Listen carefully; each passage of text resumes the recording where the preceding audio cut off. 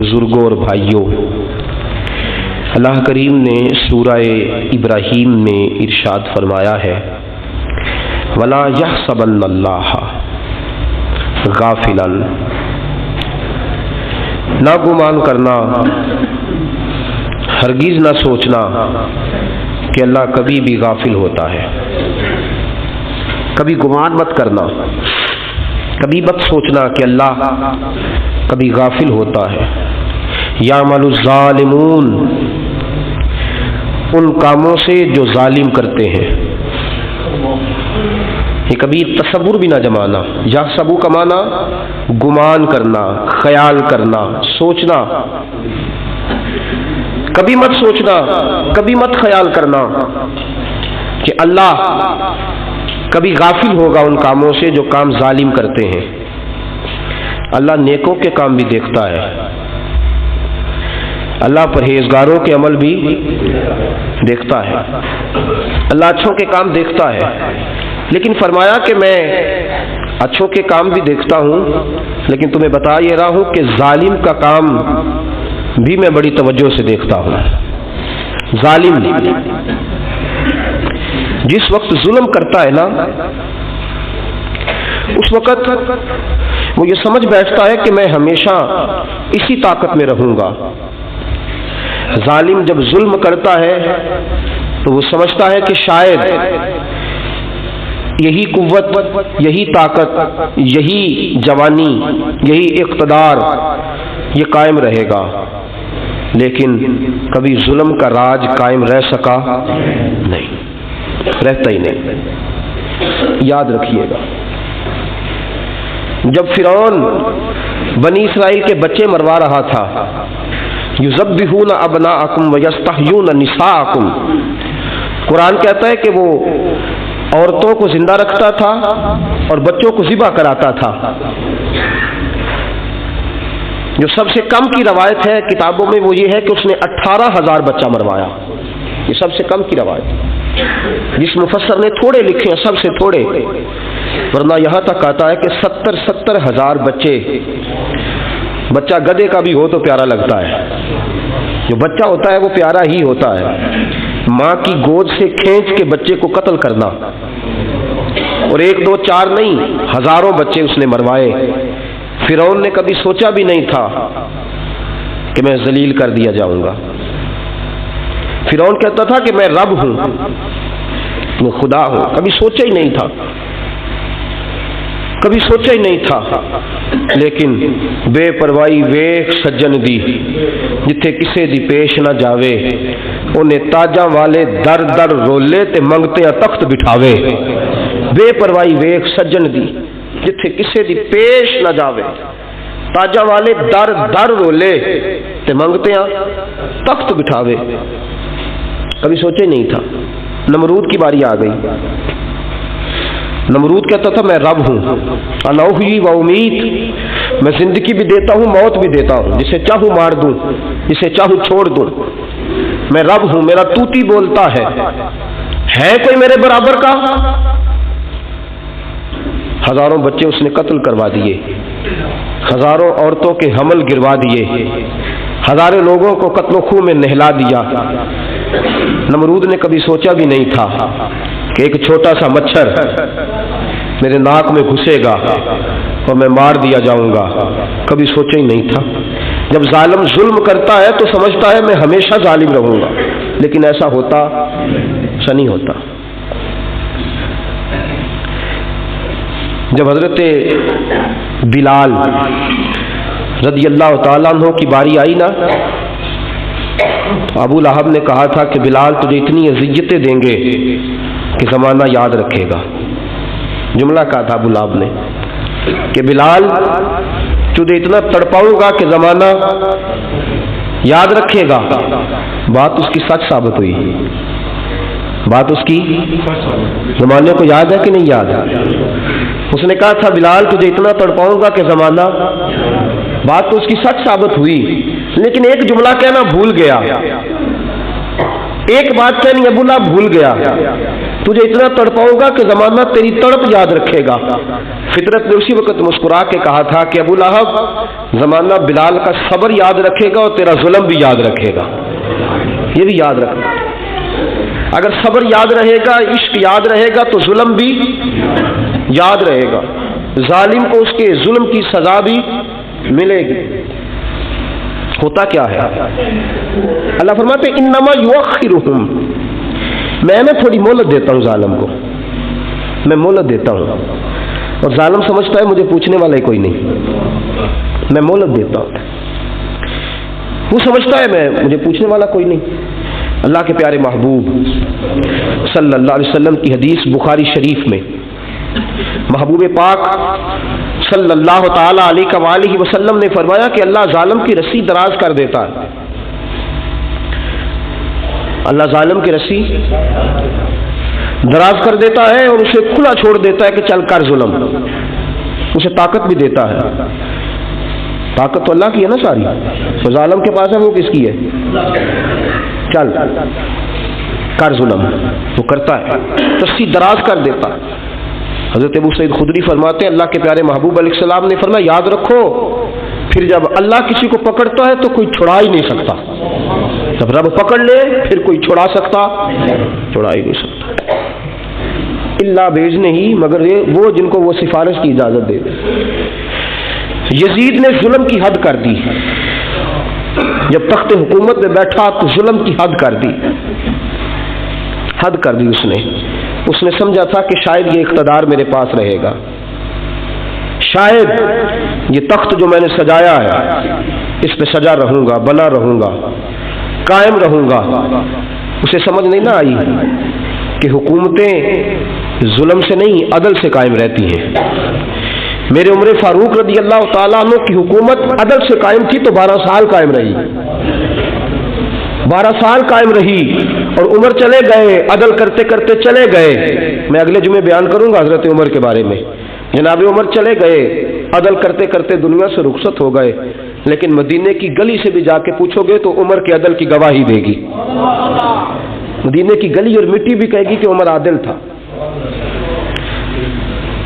یزید نے ظلم کیا نا، پورے 4.5 سال رہا، لیکن اس کا خیال تھا کہ میں جمع رہوں گا، بنا رہوں گا، رہ سکا نہیں رہ سکا، کیونکہ اللہ غافل ہے، اللہ کو پتہ ہے۔ اور ایک اور بات بھی، ایک اور جملہ بھی کہنے لگا ہوں، اسے بھی یاد رکھیے گا، ظالموں کو مددگار بھی مل جاتے ہیں، ظالموں کو مددگار بھی مل جاتے ہیں، بلکہ ظالموں کے مددگار زیادہ ہوتے ہیں، بدی جلدی پھیلتی ہے، گناہ جلدی پھیلتا ہے، ظالموں کے مددگار زیادہ ہوتے ہیں۔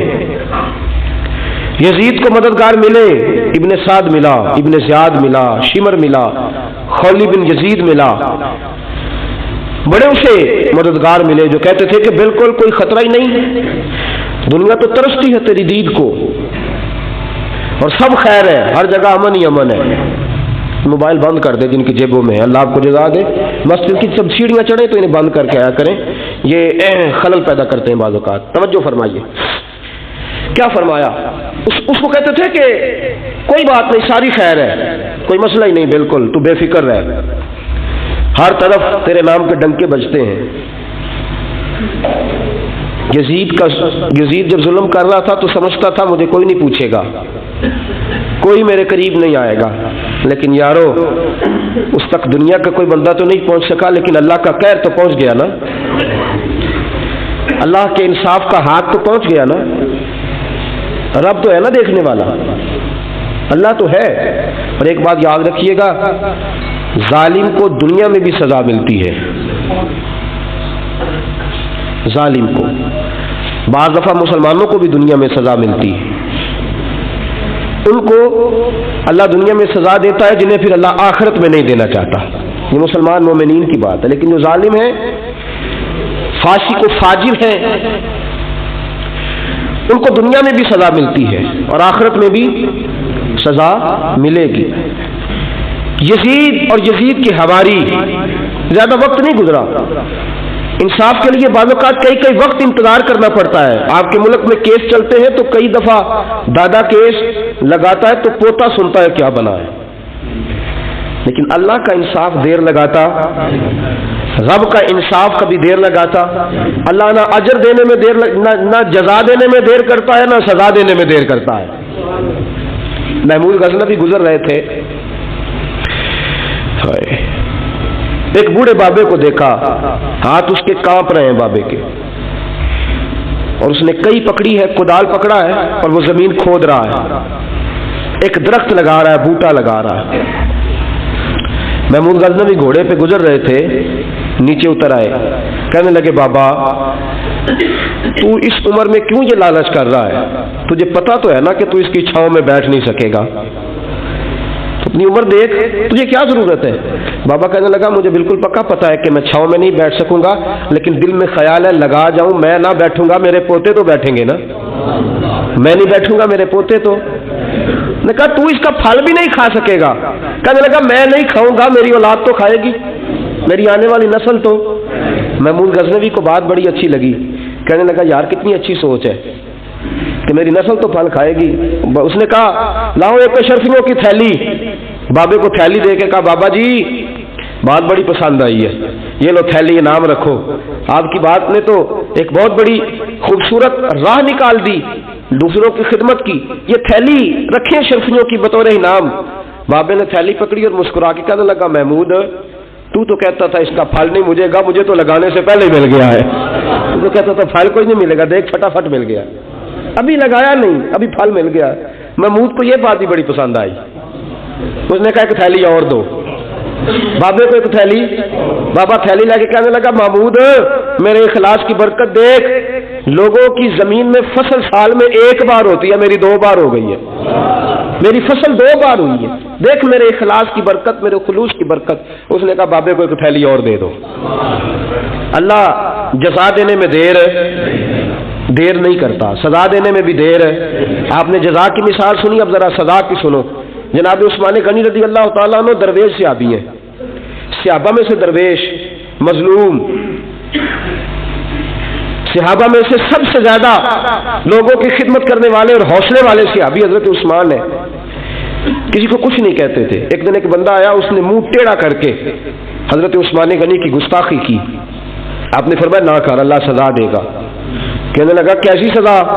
آپ نے فرمایا میں نے تجھے کہا نہ کر، اللہ سزا دے گا. کہنے لگا میں تو کروں گا. منہ ٹیڑھا کیا. حضرت عثمان نے کہا یا اللہ جیسا یہ بننا چاہتا ہے بنا دے. لوگ کہتے ہیں نگاہ اٹھا کے دیکھا تو منہ ٹیڑھا ہو گیا تھا. اللہ جزا دینے میں دیر ہے، سزا دینے میں بھی دیر ہے. بچیے رب کے قہر سے، بچیے. اللہ اقتدار دے، دولت دے تو عاجزی اختیار کیجیے. اللہ حسن دے، جوانی دے، طاقت دے، ہمت دے تو عاجزی اختیار کیجیے. اکڑنے والے اسے پسند ہیں، اسے جھکے ہوئے لوگ پسند ہیں. اسے جھکے عباد الرحمن الذین یمشون علی الارض ہونا، رحمان کے بندے وہ ہیں زمین پہ چلتے ہیں لیکن گردن جھکا کے چلتے ہیں. اور اللہ فرماتے والذین یبیتون لربہم سجدا وقیاما، ساری رات سجدے میں کھڑے رہتے ہیں، لیٹے رہتے ہیں، ساری رات قیام میں کھڑے رہتے ہیں، سجدے میں جھکے رہتے ہیں.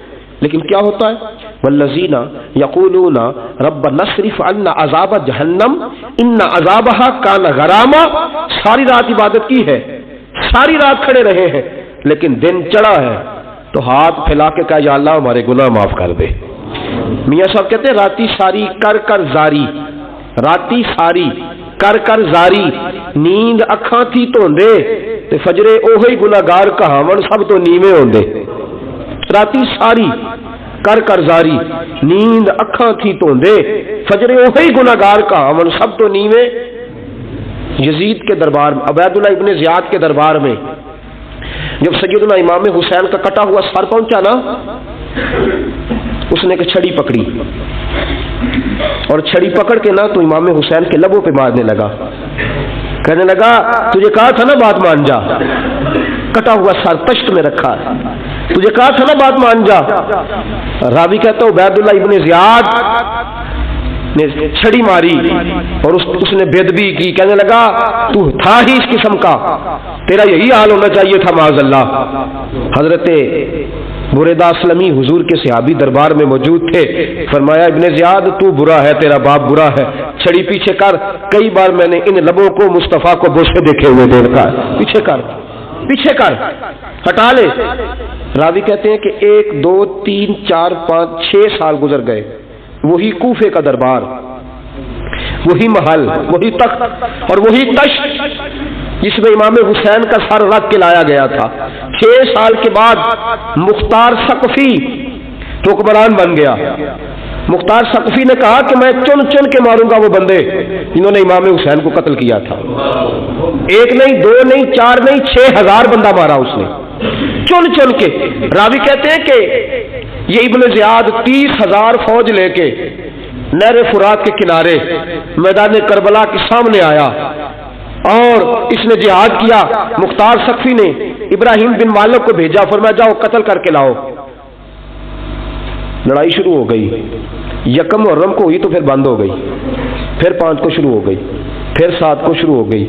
10 محرم کا دن آ گیا 6 سال کے بعد. وہی ظہر کا وقت آ گیا. وہی عبید اللہ ابن زیاد جس نے امام حسین رضی اللہ تعالیٰ عنہ کو قتل کروایا تھا، وہ گرا ہوا ہے اور زمین پہ گرا ہے.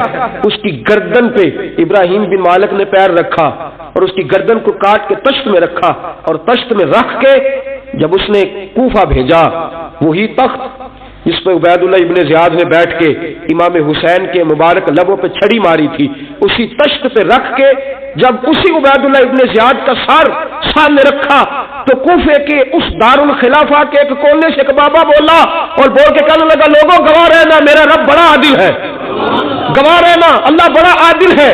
چیختا ہے کونے سے پکارتا کہتا لوگوں عدل ہو گیا، انصاف ہو گیا، عدل ہو گیا، انصاف. دیکھو دیکھو جب حسین کا سر آیا تھا ابن زیاد نے گستاخی کی تھی تو کونے سے آوازیں نکلنے لگی تھی کہ زیاد برا ہے حسین اچھا ہے.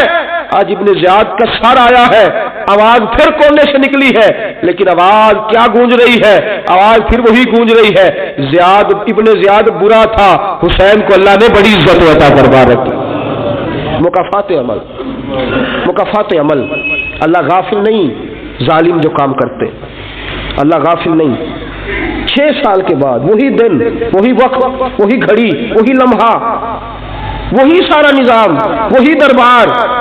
انسان ڈرتا نہیں، انسان باز آتا، عبرت پکڑتا. ابن زیاد اس وقت کہتا تھا کہ میں جاؤں حسین کے پاس. یہ میں جو ہوتی ہے یہ مروا دیتی ہے. شیطان نے کہا تھا آنا خیر منہم، میں بہتر ہوں. بس ختم ہو گیا، ختم ہو گیا. ابن زیاد قتل ہوا، وہی تاریخ، وہی زمانہ. اللہ کریم نے اس کو ذلت کی موت دی، مرا اور 30,000 فوج لے کے نکلا تھا، پھر بھی بچ سکا نہیں. یہ ابن زیاد کا حال ہوا. ابن سعد صحابی کا بیٹا تھا، نبی پاک علیہ السلام کے پیارے صحابی کا بیٹا تھا. جناب سعد بن نبی وقاص کی اولاد تھی. لیکن یاد رکھنا اگر ایک صحابی کا بیٹا یزید بن سکتا ہے تو دوسرے کا ابن سعد بھی بن سکتا ہے. اور صرف یوں ہی توجہ نہ کیا کرو، ابو جہل کا بیٹا بھی تو صحابی رسول بن گیا تھا نا. یخرج الحی من المیت و یخرج المیت من الحی. رب فرماتے ہیں میں زندوں سے مردے اور مردوں سے زندے نکال دیا کرتا ہوں. میں کبھی کبھی کعبے کے اندر بت بھی رکھوا دیتا ہوں. گھر میرا اور میرے ہی شریک اس گھر کے اندر راج کرتے رہتے ہیں، میری بے نیازی ہے، کچھ کا کچھ کر دیتا ہوں. ابن سعد مختار حکمران بنا تو مختار ثقفی نے ابن سعد کے بیٹے حفص کو بلایا. اور مزے کی بات یہ ہے کہ مختار جو بعد میں حکمران بنا نا، بڑی یاری تھی اس کی ابن سعد کے ساتھ. جتنے قاتلان امام حسین تھے وہ کوفہ چھوڑ کے بھاگ گئے، دوڑ گئے. اور ایک بات یاد رکھنا، ظالم بزدل ہوتا ہے، ظالم بزدل ہوتا ہے، اس کے اندر کوئی اطمینان نہیں ہوتا، تو ڈر لگتا. بھاگ گئے سارے کوفہ چھوڑ کے. لیکن ابن سعد نے کہا مختار میرا یار ہے، مجھے کچھ نہیں کہے گا.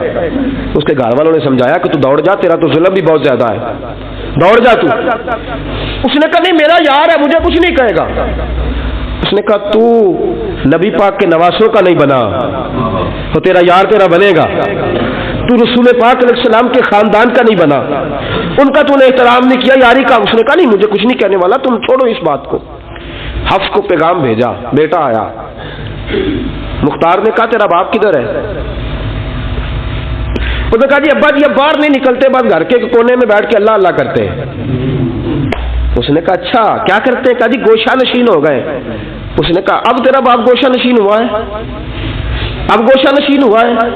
بھیڑیے سے لومڑی نے کہا کہ جاؤ شکار کر لو، تو بھیڑیا کہنے لگا، بوڑھا ہو گیا تھا نا، بھیڑیا کہنے لگا نہیں میں نیک ہو گیا ہوں، میں نے شکار کرنا چھوڑ دیا ہے، میں کسی جانور کو تنگ نہیں کرتا۔ تو لومڑی کہنے لگی نہیں بادشاہ سچی بات کر، اب تجھ سے دوڑا ہی نہیں جاتا، اب شکار پکڑا جاتا، اب تجھ سے دوڑا نہیں جاتا، پکڑا، اب تیرے اندر آج بھی طاقت آئے تو کم کرے نہ، تو اب بھی چھوڑنے والا، اب تجھ سے دوڑا نہیں جاتا۔ ملا رومی فرماتے ہیں بوڑھا ہو کے تو بھیڑیا بھی نیک ہو جاتا ہے۔ کہا کہ جاؤ تمہیں بلا رہا ہے۔ کہا نہیں جی میرے ابا جی نا آپ اندر رہ کے اللہ اللہ کرتے۔ اس نے کہا اسے اللہ اللہ یاد آئی ہے، اب اللہ اللہ یاد آئی ہے، کچھ گناہ ایسے ہیں جو رب معاف نہیں کرے گا۔ فرمایا وہ جتنی مرضی نمازیں پڑھے، جتنے مرضی روزے رکھے، جتنی مرضی نفل پڑھے، سارا کچھ کر لے، لیکن اللہ کبھی حسین کے گستاخ کو معاف نہیں کرے گا، کبھی نہیں معاف کرے گا۔ اس لیے کہ جو حسین کا بے ادب ہے وہ دراصل رسول پاک کا بے ادب ہے، اللہ اسے معاف کرے گا۔ ظالم میں اس نے ظلم کیا، ابھی 6 سال ہی تو گزرے تھے، 6 سال ہوئے صرف۔ ابن سعد بھیجا بیٹے کو، کہا جا اب اپنے باپ کو جا کے کیا تجھے مختار بلاتا ہے، بات سنے آ کے۔ ڈر گیا، میں نے کہا ظالم بزدل ہوتا ہے، کہنے لگا اس سے جا کے کہو میں نہیں آ سکتا، بیمار ہوں۔ اس نے کہا چلو وہ نہیں آ سکتا تو ہم تو جا سکتے ہیں نا، ہم تو جائیں گے نا۔ ابن سعد نے بھیجے 10-12 بندے، فرمایا جاؤ زندہ نہ لے کے آنا، میرے پاس زندہ نہ لے کے آنا۔ گئے، بیٹے کو حفص کو گرفتار کر کے کھڑا کر دیا، اور جناب یہ جو ابن سعد تھا اس کو بھیجا، کہا جب تم اس تک پہنچو نا تو جا کے گردن مارنا اس کی، اور مجھے اس کی وجود نہیں دیکھنا، صرف کٹا ہوا سر دیکھنا ہے۔ گئے، جا کے اس کو پکارا، کہا مختار میں بھیجا ہے مارنے کے لیے۔ کہنے لگے مختار مجھے نہیں مار سکتا، میرا یار ہے۔ ابن سعد کہتا ہے مختار مجھے مار سکتا، میرا یار ہے۔ ان فوجیوں میں سے ایک فوجی کہنے لگا اگر تم محمد کے نواسے کو مار سکتا تو تجھے بھی تیرا یار مار سکتا ہے صلی اللہ علیہ۔ اگر تو رسول پاک صلی اللہ تعالی علیہ وسلم کے نواسے کو قتل کر سکتا ہے، تو نے نبی کا حیا نہیں کیا، وہ یاری کا حیا کیوں کرے؟ تو نے ظلم کیا ہے، اب دیکھ تیرا حال کیا ہوتا ہے۔ گرفتار کر لیا، منتیں کرتا رہا۔ تاریخ ابن سعد کو بتا رہی تھی کہ ابن سعد تو ہاتھ باندھتا ہے، پاؤں پکڑتا ہے، ذرا یاد کر میدان کربلا تجھے اپنی باری آئی ہے تو تو ہاتھ باندھتا ہے، میدان کربلا یاد کر۔ حسین نے بھائی کی بھی لاش اٹھائی تھی، حسین نے جوان بیٹے کی میت بھی اٹھائی تھی، 6 مہینے کا علی اصغر بھی اس کی گود میں دم توڑ گیا تھا، اس کی بیٹیاں پیچھے تھی، بہن پیچھے تھی، بھانجیاں پیچھے تھی، بھتیجیاں پیچھے تھی، لیکن حسین نے ایک بار بھی ہاتھ نہیں باندھے۔ یہ کون ہے اٹا ہوا، غبار سے پھٹا ہوا، ہزاروں کوفیوں کے درمیان وہ اکیلا ہی ڈٹا ہوا، یہ بال یقین حسین ہے، نبی کا نور عین ہے۔ فرمایا یہ وہ میدان کربلا بھی یاد کرنا، تو ظالم تھا نا، معافیاں مانگ رہا ہے۔ حسین رسول پاک کے نواسے تھے، ایک بار بھی معافی طلب، دیکھ منظر یاد کر۔ ابن سعد کا ایک ہی بار میں سر قلم کیا، ایک ہی بار میں۔ امام حسین پہ تو پہلے 82 زخم لگے تھے تلوار کے، 82 زخم تلوار کے، نیزوں کے، اور کئی نیزوں کی انیاں امام حسین کے وجود میں ٹوٹ گئی تھی۔ امام حسین رضی اللہ تعالیٰ عنہ پہلے ڈٹے رہے، جمے رہے، بڑی دیر کے بعد پہلے ہی وار میں گر گیا۔ ابن سعد کا کٹا ہوا سر پہنچا تو بیٹا کھڑا تھا۔ مختار سقفی نے کہا کہ تیرا باپ میں نے مار دیا ہے۔ کہنے لگا کوئی مزہ نہیں رہا زندگی میں۔ اس نے کہا چلو ٹھیک ہے تمہیں بھی مار دیتے ہیں، مزہ نہیں رہا تو مار دیتے۔ کاٹ دیا سر اس کا بھی، دونوں سر کاٹے، پشت میں رکھے، اور مدینہ منورہ حضرت محمد بن حنفیہ رضی اللہ تعالیٰ عنہ جو امام حسین کے چھوٹے بھائی تھے، جناب علی کی دوسری زوجہ کے بیٹے تھے، جناب علی کے صاحبزادے ان کے پاس بھیجے، اور بھیج کے کہا کہ لو ابن سعد کا سر حسین کا بدلہ ہے اور اس کے بیٹے کا سر علی اکبر کا بدلہ ہے۔ جب محمد بن حنفیہ کے پاس پہنچے تو آپ نے فرمایا یہ کمینوں کے سر میرے بھائی کے سر کا بدلہ ہو ہی نہیں سکتے، یہ کہاں حسین کا بدلہ ہو سکتے ہیں، وہ حسین ابن علی وہ حسین ابن علی کی شان رفت کوئی کیا جانے، حسن جانے، علی جانے، نبی جانے، خدا جانے۔ وہ حسین ابن علی کہ باپ جنہ دا ہر میدان اندر لڑدا رہیا سی کل ایمان بن کے، ماں جنہ دی سجدۃ النساء ہوئے تے نانا عرش تے جاوے مہمان بن کے۔ فرمایا یہ حسین کا بدلہ ہو سکتے ہیں؟ وہ خولی بن یزید جس نے امام حسین کا سر کاٹا تھا، پتہ چلا نا، دیکھیں نا امام حسین کو کتنے موقع ملے تھے کربلا سے جانے کے، پہلے موقع پر ہی اور بن یزید نے کہا کہ امام آپ جانا چاہے تو میں رستے کھول دیتا ہوں، آپ تشریف لے جائیں۔ امام حسین نے فرمایا میں علی کا بیٹا ہوں، دوڑوں گا نہیں، میں نہیں جانے والا۔ خولی بن یزید دوڑ گیا، کوفہ چھوڑ کے دوڑ گیا اور کسی دور دراز علاقے میں جا کے ڈیرا لگا لیا۔ پھر وہاں سے واپس آیا ایک دن، کسی نے کہا امن ہو گیا، آ گیا دوبارہ کوفے۔ مختار کو پتا چلا کہ آ گیا ہے، پھنس گیا ہے، گھر پہنچ گیا ہے۔ اس کی بیوی جو تھی نا خولی بن یزید کی، بڑی محبت کرتی تھی نبی پاک کے خاندان کے ساتھ، حضور کے خاندان کے ساتھ بڑی محبت کرتی تھی۔ اور محبت والوں کا انداز پتہ کیا ہے؟ رنگے چمن پسند، نہ پھولوں کی بو پسند، ہم کو ہے وہ پسند جسے آئے تو پسند، یہ انداز ہے۔ انداز محبت یہ ہے کہ نبی پاک کا غلام نہ ہو، سگا چچا بھی ہو تو مانتے نہیں، غلام نہ بنے، سگا چچا بھی ہو تو مانتے نہیں، اور نبی پاک علیہ السلام کا غلام ہو، چاہے حبش کرانے والا بلال ہی کیوں نہ ہو، سردار مانتے ہیں۔ یہ انداز محبت ہے۔ وہ بیوی بڑی محبت کرنے والی تھی، اس نے پیغام بھیجا، اس نے کہا آ گیا ہے گھر، بندے بھیجے، کہا جاؤ خولی کو پکڑ کے لاؤ۔ مختار نے کہا جلدی لاؤ، حکمران نے حکم دیا، لاؤ پکڑ کے گئے، گھر کے اندر گئے تو چھپ گیا۔ چھپا کہاں؟ ٹوکرے کے نیچے۔ میں نے کہا ظالم بزدل ہوتے، ایک ٹوکرے کے نیچے چھپ گیا۔ بیوی سے کہنے لگا، ان سے کہنا میں گھر کوئی نہیں، ان سے کہو میں گھر نہیں۔ بیوی کہنے لگی چلو ٹھیک ہے۔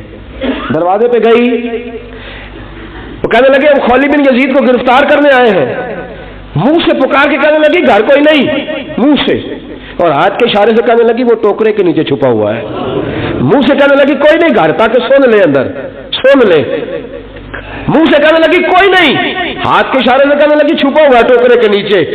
گئے، جا کے ٹوکرا ہٹایا، اپنے پاس بہت ساری دولتیں اور جائیدادیں وہ ساری دے دی۔ کہنے لگا یہ میرے پاس کتنا پیسہ ہے، یہ بہت سے کاغذات ہیں، یہ کتنے زیورات ہیں، لے لو، مجھے چھوڑ دو۔ انہوں نے کہا وہ حکومت کدھر ہے جس کے لیے تم نے حسین کا سر کاٹا تھا؟ کدھر ہے وہ تمہارے تخت، اور کدھر گئی وہ تمہاری سلطنتیں، اور کدھر گئی وہ تمہاری دولت اور اقتدار، اور کدھر ہے وہ تمہارا اسلحہ جس کی بنیاد پر تم نے رسول پاک کا خون میدان کربلا میں بہایا تھا؟ وہ ہمارے سامنے لے کے آ۔ کہنے لگا یہ تھوڑے سے انعامات جو میں نے اکٹھے کیے تھے، یہ دنیا کی گندی دولت، اس کے لیے میں نے میدان کربلا میں امام حسین کا مبارک سر مبارک تن سے جدا کیا تھا، لے لو، مجھے چھوڑ دو۔ انہوں نے کہا نہ دنیا میں لے تجھے چھوڑیں گے اور نہ اللہ ہی تجھے قیامت کے دن چھوڑے گا۔ گرفتار کر کے لائے،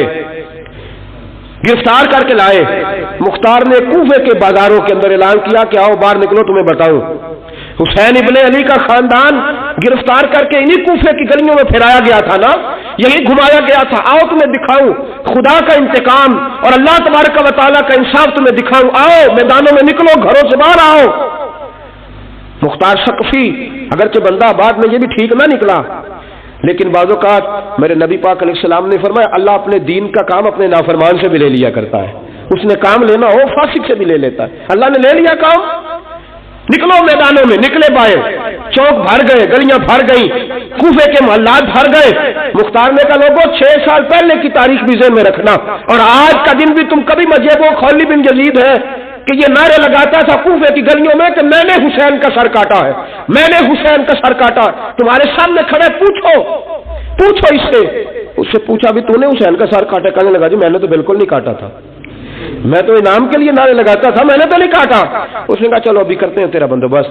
زخم لگائے تلوار کے ساتھ اس کے وجود پر زخم لگائے، اور جب نڈھال ہو گیا، خون بہہ گیا، زمین پہ گر گیا، تو مختار نے کہا اس کے وجود کو آگ لگا دو، زندہ کو جلا دو۔ جب وہ جل رہا تھا، راکھ اڑ رہی تھی، لوگ کہہ رہے تھے کہ دیکھو یاد رکھنا اللہ نے رسی ڈھیلی کر دی تھی، اب رب نے رسی کھینچی ہے، تو دیکھو خدا سے بڑا کسی کا انصاف نہیں ہے۔ کس انداز میں امام حسین کے قاتل کو شمر ذیل جوشن، میں نے کہا تھا 10 محرم کے دن جب مختار کے لوگ اس کے پیچھے بھاگے تو مدینہ منورہ تک گیا، حضرت امام زین العابدین سے بھی ملا، انہوں نے پانی بھی پلایا، کہنے لگا امام صاحب لگتا ہے آپ نے مجھے پہچانا نہیں۔ فرمایا میرا سارا گھر اجاڑ دیا، میں تجھے بھول سکتا ہوں؟ کہا پھر پانی کیوں پلایا ہے؟ فرمایا بند کرنا تمہارا کام ہے اور دشمنوں کو پلا دینا یہ ہمارے خاندان کا رواج ہے۔ فرمایا مجھے میرا سارا گھر اجاڑ دیا، تجھے کبھی بھول سکتا ہوں؟ بھول ہی نہیں سکتا، لیکن چونکہ ہمارے گھر کا کوئی مزاج ہی تھوڑا منفرد ہے، ہمارا کوئی انداز ہی تھوڑا مختلف ہے۔ شمر دوڑتا امام زین العابدین سے کہنے لگا پناہ، مجھے پناہ ملے گی؟ آپ نے فرمایا جسے اللہ پناہ نہ دے اسے بندہ بھی نہیں دے سکتا، تیرے پاس اب چارہ کوئی نہیں، اس لیے کہ اب تجھے دیکھیں نا، یاد رکھنا ظالم دوڑتے ہیں نا، جب ظالم دوڑتے ہیں تو پناہ مانگتے پھرتے ہیں، جب ان کا توتی بولتا ہے تو کہتے ہیں ہم چما دیگرے نیس، ہمارے جیسا کوئی اور ہے ہی نہیں، اور جب رسی کھینچتا ہے اللہ تو پھر بھاگے پھرتے ہیں گلیوں اور بازاروں میں، دوڑے پھرتے ہیں، اس لیے کہتے ہیں کہ ڈر کے رہنا چاہیے، ڈر کے۔ آج بھی ان کے ساری شمر کو کہا کہ تو اب تجھے کوئی پناہ دے نہیں سکتا، اس لیے کہ تو اللہ کی پکڑ میں آنے والا ہے۔ شمر دوڑتا دوڑتا ایک گاؤں میں جا کے چھپ گیا، وہاں کے لوگوں کو مارا پیٹا، کہا قبر کسی نے بتایا تو گردن اڑا دوں گا۔ رات کا سناٹا چھایا تو مختار سقفی کا گروہ پہنچ گیا، شمر کو گرفتار کر کے لایا۔ مختار سقفی نے کہا کہ اس کے نا ہاتھ اور پیر باندھو، یہ پانی بند کرتا تھا میرے امام کے بچوں پر، یہ پانی بند، اور نعرے لگاتا تھا، کھڑا ہو کے کہتا تھا کہ امام پانی جانوروں کو دوں گا، درندوں پرندوں چرندوں کو دوں گا، لیکن اگر علی اصغر مانگے گا تو پھر نہیں دوں گا، علی اکبر مانگے گا تو پھر نہیں دوں گا، عباس مانگیں گے تو پھر نہیں دوں گا، اگر زین العابدین مانگیں گے تو نہیں دوں گا، سکینہ شہر بانو اور زینب کو پانی نہیں ملے گا، باقی ساری کائنات پیے گی، آپ کو نہیں ملے گا۔ یہ وہی شمر تھا، گرفتار کر کے لایا، 3 دن تک پیاسا رکھا اور زبان اتنی لمبی باہر نکل آئی، العطش العطش کی آوازیں بلند کرنے لگا۔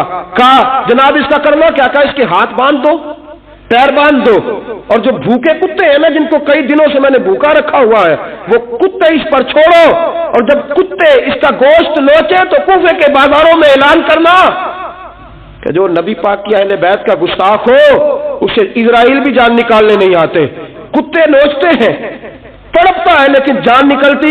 کہا آؤ دیکھو آ کے یہ میت کسی بے ادب کی منہ دکھانے کے قابل نہیں ہے، ان کے دشمن پہ لعنت خدا کی، رحم پانے کے قابل نہیں ہے، اور میں دیکھو جان بھی نہیں نکل رہی، اور میں یہ وہ ہے اس کو 2 گز زمین بھی نہیں مل سکی، کتوں کے پیٹوں میں اسے جگہ ملی ہے، یہ وہ تھا تو جناب امام حسین رضی اللہ تعالیٰ عنہ کے خاندان پہ پانی بند کرنے والا تھا۔ میرے عزیزو دیکھو رب فرماتا ہے کہ میں کبھی کسی ظالم سے غافل نہیں، یہ تو تھا نا تھوڑا سا ظالموں کا انجام جو میں نے آپ کے سامنے رکھا، تھوڑا سا ظالموں کا انجام جو میں نے آپ کے سامنے رکھا، پھر تاریخ نے پلٹا کھایا۔ میرے امام کا ایک ہی بیٹا حضرت امام زین العابدین، ان کے 6 بیٹے کتابوں میں آتے ہیں، کم اور زیادہ کی روایتیں بھی ملتی ہیں۔ امام زین العابدین، ایک لخت جگر، اور ایک خاندان کی سپہ سالار بی بی، کون بھلا؟ حضرت سیدہ زینب رضی، یہ جناب زینب جب پیدا ہوئی تھی نا تو حضرت علی رضی اللہ تعالیٰ عنہ فرماتے ہیں کہ حضور سفر پہ گئے ہوئے تھے، تو مجھے سیدہ فاطمہ نے کہا کہ بچی کا نام رکھو، تو میں نے کہا کہ میں نے پہلے رکھے ہیں، کہا حضور تو سفر پہ ہے، فرمایا آئیں گے تو نام رکھیں گے، جناب زینب رضی اللہ تعالیٰ۔ اور حضرت امام زین العابدین کی مختلف روایتوں میں مختلف عمر آئی، یہ 2 خاندان کے بڑے بچے تھے، خاندان کے یہ 2 بڑے بچے تھے۔ میرے دوستو یہ جو ایک اہم مسئلہ آپ کے گوش گزار کروں، پہلے یہ ہوتا تھا پہلے کہ خلافت روحانی بھی اور سیاسی بھی ایک ہوتی تھی، امام حسن تک ایک رہی، روحانی خلافت بھی اور سیاسی خلافت بھی ایک رہی۔ مسئلہ تھوڑا باریک ہے، تھوڑا سا آپ کو میرے بات غور سے سننی پڑے گی۔ پہلے خلافت ایک ہوتی تھی، روحانی بھی اور سیاسی بھی۔ حضرت ابو بکر صدیق رضی اللہ تعالیٰ عنہ سیاسی کام بھی کرتے تھے مسجد نبی کے ممبر پر بیٹھ کر، اور ساتھ ساتھ لوگوں کو روحانیت کی طرف بھی توجہ دلاتے تھے، اللہ بھی سکھاتے تھے، لوگوں کو نماز بھی پڑھاتے تھے، جمعہ بھی پڑھاتے تھے، سارا کچھ ہوتا تھا۔ جناب امام حسن تک یہ کام رہا، حضرت عمر فاروق، حضرت عثمان غنی، جناب علی مرتضیٰ اور امام حسن تک یہ سلسلہ رہا۔ پھر خلافت دو حصوں میں بٹ گئی، ایک ہو گیا سیاسی خلیفہ جو حکومت چلائے، اور ایک ہو گیا روحانی خلیفہ جو لوگوں کو اللہ اللہ بتائے۔ وہ جو خلافت تھی نا روحانی، وہ آج تک آ رہی ہے، صوفیاء کے ذریعے، علماء کے ذریعے، نیک اور پارسال لوگوں کے ذریعے وہ اللہ اللہ بتاتے ہیں، وہ اللہ اللہ بتاتے ہیں، پھر اپنا خلیفہ بناتے ہیں، پھر وہ اللہ اللہ بتاتا ہے۔ یہ وہ ہے خلاف۔ حضرت امام زین العابدین رضی اللہ تعالیٰ عنہ کو بادشاہ وقت نے بلایا نا اپنے پاس، تو امام زین العابدین نے فرمایا میں نہیں جاؤں گا، میں جاؤں گا۔ عبد المالک بن مروان نے بلایا اور امام زین العابدین کو کہا کہ آپ کو ضرور آنا پڑے گا۔ آپ نے فرمایا اس کی وجہ؟ اس نے کہا وجہ یہ ہے کہ آپ کی طرف لوگوں کا رجوع بہت ہے، لوگوں کی توجہ بہت ہے، دل کھینچے چلے جاتے ہیں۔ امام زین العابدین نے فرمایا سارا زمانہ بھی میری طرف آئے، پھر میں بادشاہ کے دربار میں، بادشاہ بزرگوں کے پاس آئے تو ان کی عزت بڑھتی ہے، اور اگر نیک لوگ بادشاہوں کے دروازوں پہ جائیں تو ان کی عزت گھٹتی ہے۔ فرمایا میں نہیں جاؤں گا۔ اس نے کہا کہ امام مجھے سمجھ کوئی نہیں آتی۔ امام زین العابدین سے کہنے لگے مجھے سمجھ کوئی نہیں آتی کہ بادشاہ میں ہوں لیکن راشا آپ کے پاس ہوتا ہے۔ عجیب تماشا ہے کہ لوگوں کی تلواریں میرے ساتھ رہتی ہیں، دل آپ کے ساتھ دھڑکتے ہیں۔ میں دیکھتا ہوں کہ مدینے کے بعد ایک کٹیا میں آپ رہتے ہیں، کٹیا میں، لیکن میں دیکھتا ہوں کہ سورج بھی چڑھتا ہے تو آپ کو سلامی دے کے چڑھتا ہے، اور چاند بھی نکلتا ہے تو حسین کے بیٹے کے قدم چوم کے نکلتا ہے۔ امام زین العابدین رضی مدینے سے باہر چلے گئے، ڈیرا لگا لیا عمر بھر اسی جگہ، نام تو علی اوس تھا نا آپ کا، لیکن زین العابدین عبادت کرنے والوں کی زینت۔ میرے امام نے خلیفہ عبد المالک بن مروان سے کہا تو بعد آ جا، میں حسین کا بیٹا ہوں، مجھے لوگوں کو اللہ اللہ سکھانے دے۔ اب میں تخت خلافت پہ بیٹھ کر نہیں، میں چٹائی پہ بیٹھ کے دین پڑھاؤں گا، اب میں فرش زمین پہ بیٹھ کے لوگوں کو اللہ اللہ سکھاؤں گا۔ امام زین العابدین کو خلیفہ عبد المالک بن مروان ہوا پتہ کیا تھا؟ تھوڑی سی تاریخ بتا دوں۔ یزید کے مرنے کے بعد اس کا بیٹا آیا، وہ 40 دن تک رہا، میں نے 10 محرم کو بتایا تھا۔ اس نے کہا میں اپنے باپ کو بھی اس قابل نہیں سمجھتا تھا، چھوڑ کے چلا گیا۔ اس کے بعد حضرت عبداللہ ابن زبیر رضی اللہ تعالیٰ عنہ جو تھے، وہ کیونکہ مکہ اور مدینہ اور حجاز کے لوگوں نے انہیں اپنا امیر بنا لیا تھا، جب یزید کے بیٹے نے خلافت چھوڑی تو وہ پورے ملک کے ایک جو ہے وہ امیر بن گئے۔ ان کے درمیان ہی مروان نے سازش کی، مصر اور شام پہ اس نے اپنا تسلط جما لیا۔ مروان مرتے وقت اپنے بیٹے عبد المالک بن مروان کو بنا گیا امیر۔ عبد المالک بن مروان بڑا ظالم، بڑا خونخوار، بڑا بد تہذیب آدمی تھا۔ امام زین العابدین سے کہنے لگا کہ آپ کو آنا پڑے گا۔ آپ نے فرمایا میں کوئی نہیں آؤں گا۔ اس نے امام زین العابدین کو گرفتار کرایا۔ بہت سارے بزرگوں نے لکھا ہے، بالخصوص امام قشیری نے رسالہ میں لکھا، گرفتار کرایا، ہاتھوں میں بیڑیاں، پیروں میں بیڑیاں۔ امام زین العابدین جس طرح نکلے تھے نا کربلا سے اور دمشق آئے تھے گرفتاری کے عالم میں، اور پھر دمشق سے مدینے آئے تھے، اسی عالم میں پھر گرفتار کرایا۔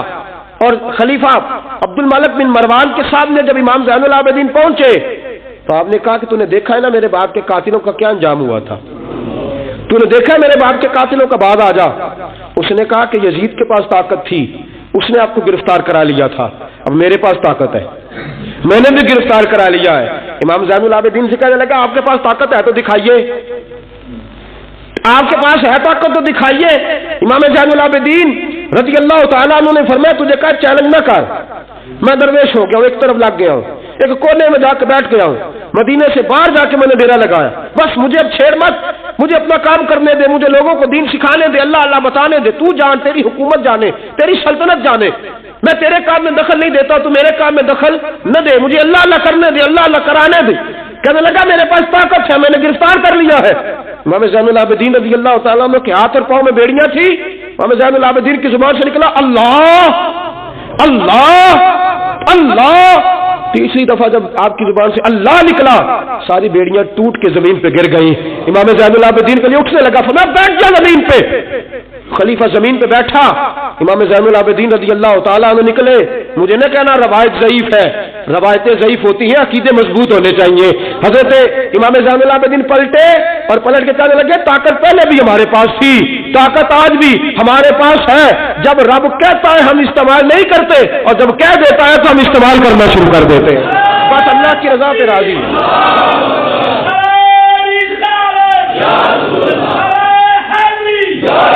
جب اللہ کہتا ہے تو استعمال کرتے ہیں۔ امام زین العابدین خلیفۃ المسلمین، امیر المومنین، امام حسن کے بھتیجے، جناب علی کے پاس 3 سال رہے تھے۔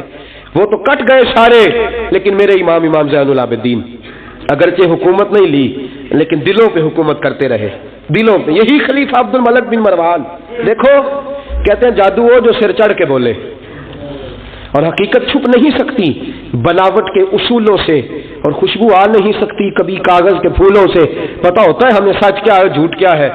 طواف کعبہ ہو رہا ہے، طواف کعبہ، ایک عورت بہت بڑی، اس نے کعبے میں بھی آ کے ظلم کرنے شروع کر دیے، لوگوں کو تنگ کرنا شروع کر دیا۔ ایک بات یاد رکھنا، میں گیا ہوں عمرے پہ، مجھے اللہ نے توفیق دی ہے، لوگ وہاں جا کے بھی باز نہیں آتے، دھکے مارتے ہیں، بڑا کچھ کرتے ہیں، وہ اللہ کا گھر ہے، اگر فضل زیادہ ہے تو وہاں غضب بھی بڑی جلدی ہو جاتا ہے۔ وہ بی بی باز نہیں کہتی تھی میں بہت بڑے امیر کی بیوی ہوں، خبردار کوئی قریب آیا تو حجر اسود کے قریب گئی تو حجر اسود نے پکڑ لیا، دبوچ لیا، پکڑ لیا، چھوڑتا ہی کوئی نہیں، چمٹ گئی ساتھ، بلاؤ لوگوں کو، بڑا کچھ کیا، لیکن حجر اسود چھوڑتا۔ اللہ آپ کو حج کی توفیق دے، آمین تو کہہ دے، اللہ آپ کو عمرے پہ لے جائے۔ یہ حجر اسود پتہ بندے جا کے بہادری دکھاتے ہیں، میں جی پرا سٹے 5-7 بندے، میں پھر چمٹا رہا بڑا چیر، ایک عقل مندی کی تھی، ایک عقل مندی والی بات ہے۔ وہاں جا کے ہمارے بزرگ تو کہتے ہیں وہاں جا کے جانوروں کا بھی ادب کرو، وہ خدا رسول کے مہمان میں دھکے دیتے رہے ہو، کوئی عقل مندی ہے یہ؟ کوئی بہادری نہیں۔ اگر سوڈان والے کرتے ہیں، ایران والے کرتے ہیں تو وہ جانے، ان کا رب جانے، ان کے عمل جانے، ہم تو وہاں جا کے جانوروں کا بھی ادب کریں گے، ادب کریں گے، احترام۔ نہیں موقع ملتا تو نہ ملے، میرے حبیب نے فرمایا دور سے ہاتھ لہرا کے چوم لو، حجر اسود قیامت والے دن تمہارے ایمان کی گواہی دے دے گا، تمہارے ایماندار ہونے کی گواہی دے گا۔ بی بی چمٹ گئی ساتھ، خلیفہ عبد الملک بن مروان سے کہا کہ وہ بہت بڑے رئیس کی بیوی، اب چھڑا، اب ساری زندگی تخت پہ بیٹھ کے امام زین العابدین کی مخالفت تو کرتا رہا ہے، اب چھڑا۔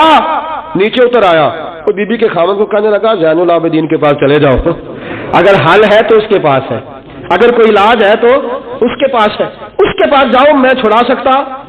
ادھر جاؤ، ادھر وہ ہے دروازہ، وہ ہے جناب علی کا پوتا، وہ ہے امام حسین کا جانشین، وہ بیٹھا ہے۔ زین العابدین تیرا تو سارا گھر کربلا میں کٹ گیا تھا، تیرے پاس تو رہنے کو مکان تک نہیں بچا تھا، خون کی ندیاں بہہ گئی تھی، اور یہ کیا معاملہ ہے؟ امام زین العابدین کی سیرت اور صورت لوگوں کو بتاتی ہے کہ اب بھی اگر محبتوں کی وجہ سے دل جھکیں گے تو ہمارے خاندان کی طرف ہی جھکیں گے۔ امام زین العابدین کے پاس گئے، امام زین العابدین اپنے حجرے میں بیٹھے، کہا جناب ایک بی بی حجر اسود کے ساتھ لگ گئی، آپ آئیے۔ امام زین العابدین رضی اللہ تعالیٰ عنہ نے فرمایا میں نے سنا ہے رئیس کی بیوی ہے، لوگوں کو تنگ کرتی ہے، چھڑا لے گا؟ انہوں نے کہا حضرت جی وہ بھی آیا ہوا ہے، وہ کہتا ہے اگر چھڑا سکتا ہوتا تو پہلے بھی چھڑا لیتا، مہربانی کرے۔ امام زین العابدین اٹھے، ان کے ساتھ گئے، اس بی بی سے جا کے کہنے لگے تو توبہ کرتی ہے؟ توبہ کرتی ہے؟ کہنے لگی کرتی ہوں۔ امام زین العابدین کے ہاتھ اٹھے، لفظ کیا ہے؟ یا اللہ تو جانتا ہے نا میں کون ہوں؟ لفظ کیا ہے؟ امام زین العابدین کی دعا سنو، دعا پر میں مولا تو جانتا ہے میں کون ہوں، میں کون ہوں؟ راضی کہتے ہیں امام زین العابدین کی زبان پر لفظ ہے یا اللہ تو جانتا ہے نا میں کون ہوں۔ بی بی دھڑام سے پیچھے گری اور کہنے لگی اللہ اکبر، دھڑام سے پیچھے گر گئی، اللہ اکبر۔ علی کا گھر بھی کیا گھر ہے کہ جس گھر کا ہر ایک بچہ جسے دیکھو وہی شیر خدا معلوم، اور میرے اعلیٰ حضرت فرماتے ہیں تیری نسل پاک میں ہے بچہ بچہ نور کا، تو ہے عین نور، تیرا سب گھرانہ نور کا۔ جناب امام زین العابدین رضی اللہ تعالیٰ عنہ کیا کہتے ہیں؟ یا اللہ تو جانتا ہے نا میں کون ہوں۔ ایک وہ تھے جو مٹ گئے، مٹتے ہیں، مٹ جائیں گے، مٹتے ہیں آدھا تیرے، نہ مٹا ہے نہ مٹے گا کبھی چرچا تیرا۔ ایک وہ تھے جو مٹ گئے، اور ایک یہ میرے امام کا صاحبزادہ ہے۔ اور میرے دوستو وہ جو بات میں نے پہلے کہی نا، یہ اکڑے رہے، یہ ظالم اکڑے رہے، مر گئے۔ میرے امام کا یہ صاحبزادہ، ایک صاحبزادہ مدینہ منورہ کے ایک کونے میں، ایک نکر میں ساری زندگی۔ لوگ کہتے ہیں کہ امام زین العابدین کا حال یہ تھا نماز شروع کرتے اتنی لمبی نماز پڑھتے کہ بھول جاتے سارا زمانہ۔ امام زین العابدین نماز پڑھ رہے ہیں، گھر میں آگ لگ گئی ہے، چھوٹا بچہ آپ کا چھوٹا صاحبزادہ قریب سویا ہوا ہے، امام زین العابدین رضی اللہ تعالیٰ عنہ نماز پڑھ رہے ہیں، آگ لگ گئی، بچہ قریب سویا، لوگ آئے، شور مچ گیا، آگ بجھاتے رہے، بچے کو اٹھا کے لے جاتے رہے۔ نماز کے بعد امام زین العابدین نے دیکھا، فرمایا یہ کیا ہے، یہ خاک کس قسم کی؟ انہوں نے کہا حضرت جی گھر میں آگ لگ گئی تھی، آپ کو پتہ ہی نہیں؟ کہا کیوں، کیا ہوا؟ کہا ہم سارا زمانہ آگ بجھا رہا تھا، آپ نماز پڑھ رہے تھے۔ فرمایا تم دنیا کی آگ بجھا رہے تھے، میں نانا مصطفیٰ کی امت پر دوزخ کی آگ بجھا رہا تھا۔ تم دنیا کی آگ بجھا رہے تھے، میں حضور کی امت کے لیے دوزخ کی آگ بجھا رہا تھا۔ تم دنیا کی بجھاتے رہے، میں دوزخ کی بجھا رہا تھا۔ یہ امام زین العابدین ہے، وہ سارے مٹ گئے۔ اور یہ امام کیسی عاجزی، کیسی انکساری، حضرت امام حسن بصری، یہ خلیفہ ہیں امام زین العابدین کے بھی، اور خلیفہ ہیں حضرت امام باقر کے بھی۔ امام باقر امام زین العابدین کے بیٹے ہیں، امام جعفر صادق ان کے پوتے ہیں۔ حضرت امام زین العابدین رضی اللہ تعالیٰ عنہ کے بارے میں حضرت حسن بصری فرماتے ہیں کہ رات کا سناٹا تھا، کعبے میں اس وقت اتنا رش نہیں ہوتا تھا، میں قریب ہی ٹھہرا ہوا تھا، آدھی رات کا وقت ایک نوجوان کے رونے کی آواز آئی، یا اللہ میرے گناہ بخش دے، یا اللہ مجھے معاف کر دے، یا اللہ مجھے معاف کر دے۔ وہ چیختا، امام حسن بصری فرماتے ہیں کہ میں سویا ہوا تھا اپنے حجرے میں، کعبے کے قریب ٹھہرا ہوا تھا۔ فرماتے ہیں کہ میری اس نوجوان کی آہوزاری کی وجہ سے میری آنکھ کھل گئی، اس کی طلب کی وجہ سے میں اٹھا۔ تو فرماتے ہیں کہ میں نے سوچا بہت بڑا کوئی گناہگار آ گیا ہے۔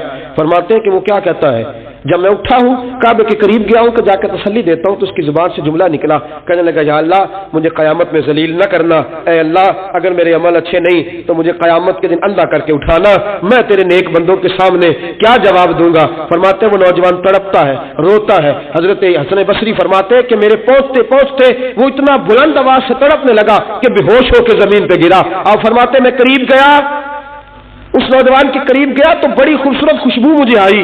فرماتے میرے دل میں خیال تھا تسلی دوں گا کہ بیٹا ٹھہر جا، میں بھی دعا کرتا ہوں، تو بھی دعا کر، اللہ بڑا مہربان ہے معاف کر دے گا۔ فرماتے ہیں جب میں نے اس نوجوان کے چہرے سے زلفیں ہٹائی، گرد صاف کی تو میرے پاؤں تلے سے زمین نکل گئی۔ یہ تو امام حسین کا بیٹا زین العابدین ہے، یہ تو امام حسین کا لخت جگر، علی المرتضیٰ کے جگر پارے جناب سیدہ فاطمہ کے نور نظر ہے، یہ تو حضرت شہر بانو شہزادی کے بیٹے ہیں۔ اتنی آہوزاری، اتنی تڑپ، اتنی بے چینی، اتنا اللہ سے تعلق۔ حضرت حسن بصری فرماتے ہیں کہ قدموں پہ گرا، پاؤں چومے۔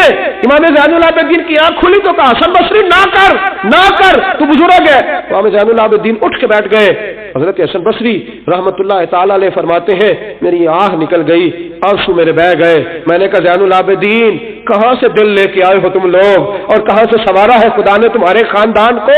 سارا کچھ دے بھی دیتے ہو اللہ کی راہ میں، سارا کچھ لٹا بھی دیتے ہو، سارا کچھ قربان بھی کر دیتے ہو، اپنے لیے رکھتا بھی کچھ نہیں، اور پھر بھی معافیاں ہی مانگتے پھرتے ہو، پھر بھی معافیاں ہی مانگتے پھرتے ہو، پھر بھی روتے پھرتے ہو، پھر بھی بارگاہ خدا بندی کے اندر آہوزاریاں کرتے رہتے ہو۔ حضرت حسن بصری رحمت اللہ تعالی علیہ فرماتے کہ وہ زمانہ میں نے امام زین العابدین کا دیکھا۔ میرے دوستو وہ تو مٹ گئے، اکڑے رہے نا، مٹ گئے، کربلا کے بعد وہ مٹ گئے میرے امام کو مٹانے والے، لیکن امام زین العابدین میرے امام کا ایک صاحبزادہ بچہ تھا، لیکن انہوں نے روحانی خلافت کا آغاز کر دیا۔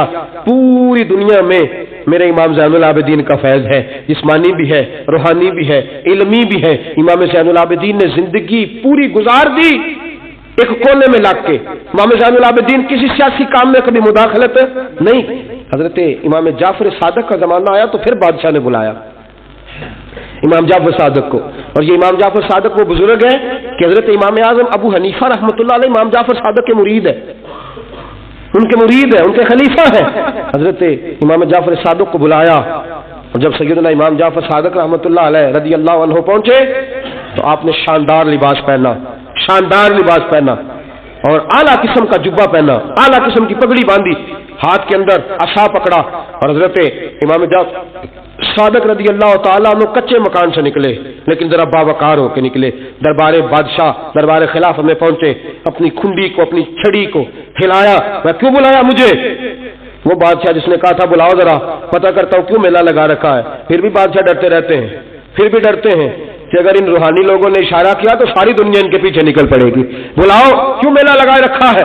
جب بادشاہ کے سامنے پہنچے تو بادشاہ سے کہا کیا بات ہے، کیوں بلایا تھا مجھے؟ کہنے لگا حضور غلطی ہو گئی۔ آج کے بعد امام جعفر صادق باہر نکلے تو بادشاہ کے واری کہنے لگے تو بڑی باتیں کرتا تھا، ڈنگے مارتا تھا، بڑھ کے مارتا تھا، بلاؤ امام کو پوچھ لیتا ہوں کیا ہوا۔ کہنے لگا یار پتہ نہیں کیا بات ہے، جب نہیں ہوتے تو بات نکلتی ہے، جب سامنے آ جاتے ہیں تو منہ کے اندر سے زبان بولتی نہیں ہے، جب سامنے آتے ہیں تو کیا روب ہے، کیا روب ہے۔ اصل اسے سمجھ نہیں تھی کہ تیری نسل پاک میں ہے بچہ بچہ نور کا، تیری نسل پاک میں ہے بچہ بچہ نور کا، تو ہے عین نور، تیرا سب گھرانہ نور کا۔ حضرت امام جعفر صادق باہر نکلے تو آپ کا خادم گھر جا کے کہنے لگا امام صاحب اعلیٰ قسم کا لباس، لوگ باتیں کر رہے تھے، اتنا بڑا قیمتی لباس، لوگ گفتگو کر رہے تھے، تو حضرت امام جعفر صادق نے قمیض اتارا، نیچے ٹاٹ کا لباس تھا، فرمایا یہ جو اوپر پہنا ہے یہ مخلوق کو دکھانے کے لیے ہے، اور جو اندر پہنا ہے وہ رب کو دکھانے کے لیے ہے۔ اندر اللہ کو دکھانے کے لیے ٹاٹ کا ہے، لیکن مخلوق کو دکھانے کے لیے میں نے اعلیٰ لباس پہنا ہے۔ ان کے دل میں خیال نہ آئے کہ رسول پاک کے اہل بیت شاید کمزور ہو گئے ہیں، اس لیے ڈرتے اور سہمے ہوئے آتے ہیں۔ میرے نبی کے خاندان نے اس وقت سے لے کر تا دم آخری آج تک ایک پورا کردار ادا کیا ہے۔ سادات کا دین میں ایک پورا کردار رہا ہے، تحریر کے معاملات میں، تقریر کے معاملات میں، تدریس کے معاملات میں سادات کا پورا کردار رہا۔ وقت گزرنے کے ساتھ ساتھ کبھی سید غوث اعظم کی شکل میں آئے، اور کبھی سید معین الدین چشتی اجمیری کی شکل میں آئے، اور کبھی سید علی حجویری داتا گنج بخش کی شکل میں آئے، اور کبھی یہ سید حضرت شاہ آل رسول ماں رہنوی کی شکل کے اندر آئے، اور کبھی یہ سید میر عبد الواحد بلگرامی کی شکل میں آئے۔ یہ سادات آتے رہے، اپنے اپنے دور میں چمکتے رہے، اپنے اپنے دور میں دین کا فریضہ سر انجام دیتے رہے۔ انہوں نے پھر اعلان حکومت والوں کو کہا کہ ٹھیک ہے، اگر تم سمجھتے ہو کہ اس طرح ہمیں دین نہیں پھیلانے دیتے تو ہمیں اللہ نے توفیق دی ہے، ہمیں اللہ نے طاقت دی ہے، اللہ نے ہمیں روحانیت دی ہے، ہم اس روحانی طرز کے ساتھ دین پھیلائیں گے۔ میرے دوستو، اگرچہ قوت اور اقتدار بھی ہمیشہ انہی کے پاس رہا، کربلا میں جو بھی آیا، آپ دیکھ لیجئے نا، یزید کے 14 بیٹے بتائے جاتے ہیں، کوئی بھی نہیں کہتا میں یزید کی اولاد میں سے ہوں۔ امام زین العابدین ایک ہی بچے تھے نا کربلا میں، آپ کو گلی گلی سید ملیں گے، نگر نگر سید ملیں گے، جگہ جگہ رسول پاک کی اولاد ملے گی۔ میرے دوستو یاد رکھنا، جو ظلم کرتا ہے اور ظلم میں بڑھتا ہے وہ بچتا نہیں، اس کا نام مٹ جاتا ہے، اس کا کردار نفرت کی علامت بن جاتا ہے۔ زندگی آپ بھی گزار رہے ہیں، وقت میں بھی بتا رہا ہوں، یاد رکھنا، خیال رکھنا، اگر ظالم بنو گے تو مٹ جاؤ گے، اگر ظالم بنو گے تو ختم ہو جاؤ گے، اگر ظالم بنو گے تو تمہارا نام لینا لوگ پسند نہیں کریں گے۔ ظلم کا نشان بن کے نہ رہنا، محبت کی علامت بن کے رہنا۔ اگر کبھی مار بھی کھانی پڑی تو وقتی طور پہ کھا جانا، تھوڑی دیر کے لیے مار کھا کے دیکھنا، کبھی کبھی مار کھانے میں بھی بڑی عزت ہوا کرتی ہے، کبھی کبھی مار کھانے اور برداشت کرنے میں بھی بڑا وقار ہوتا ہے۔ کبھی یہ بھی کر کے دیکھو، اس میں بھی ایک ذائقہ ہے، اس میں بھی ایک لطف ہے۔ میرے عزیزوں، جو ظلم کرے گا نہیں رہے گا، جو ظلم کرے گا اگر کتنے بھی اس کی ہاں اولادیں ہو جائیں اس کا نام نہیں چلے گا۔ جو محبت کرے گا، جو مار کھائے گا، خواجہ معین الدین چشتی نے بڑی مار کھائی، داتا علی اجمیری نے ہندوؤں سے بڑی مار کھائی، حضرت غوث پاک جیلانی کو بڑا ستایا گیا، یہ مار تو کھاتے رہے لیکن پیغام حق پہ ڈٹے رہے۔ اسے مار کھانی آ جائے، مار کھانی، بلکہ مولا رومی فرماتا ہے جسے کٹنا آ جائے وہ بچ جاتا ہے، جسے قربان ہونا آ جائے اسے عزت مل جاتی ہے، جو برداشت کرنا سیکھ جاتا ہے وہ محبت کی علامت بن جاتا ہے۔ میدان کربلا نے یہ سبق دیا کہ اگر وقتی طور پہ مار کھانی پڑی تو ذرا کھا کے دیکھنا، لیکن کھانا حق کے رستے میں، کھانا حق کے رستے میں۔ اور ایک اور بات بھی ذہن کے اندر رکھیے، ضروری نہیں کہ کسی جگہ پہ کثرت ہو جائے، زیادہ ہو جائے تو وہ حق کی علامت ہی ہو، ہمیشہ کثرت حق کی علامت۔ اتبعوا سواد العظم والا معاملہ دوسرا ہے، لیکن کثرت ہمیشہ صداقت کی علامت نہیں ہوتی۔ یزید کے ساتھ تھے تو بہت زیادہ، لیکن کبھی بھی دل کے ساتھ انہوں نے یزید کی سپورٹ نہیں کی، تھے بہت امام حسین کے ساتھ، اس وقت تو تھوڑے تھے، لیکن ذرا آج تک دیکھیے کتنے ہیں جو امام حسین سے پیار کرتے ہیں، میدان کربلا سے لے کر آج تک۔ اور پھر کسی نے کہا تھا نا انسان کو بیدار تو ہو لینے دو، ہر شخص پکارے گا ہمارے ہیں حسین، پھر دیکھنا صبح قیامت تک کتنے ہیں۔ حق کے نام پہ ڈٹ جاؤ، اگر تم ایک بھی ہوئے، دو بھی ہوئے، 10 اور 12 14 بھی ہوئے، رہنا حق پہ قائم رہنا۔ مار کھا کے دیکھنا، اس میں بھی بڑی لذت ہے۔ ظلم سے بچنا، ظلم بہت بڑا عیب ہے، ظلم بہت بڑی بیماری ہے، لگ جائے گی تو نام و نشان مٹا دے گی، ختم کر دے گی صفحہ ہستی سے ظالم کو۔ اللہ میں ہر قسم کے ظلم سے بچائے، ہمیشہ مدحت خیر الانام میں گزرے، دعا ہے یہ عمر درود و سلام میں گزرے۔ وآخر دعوانا الحمدللہ۔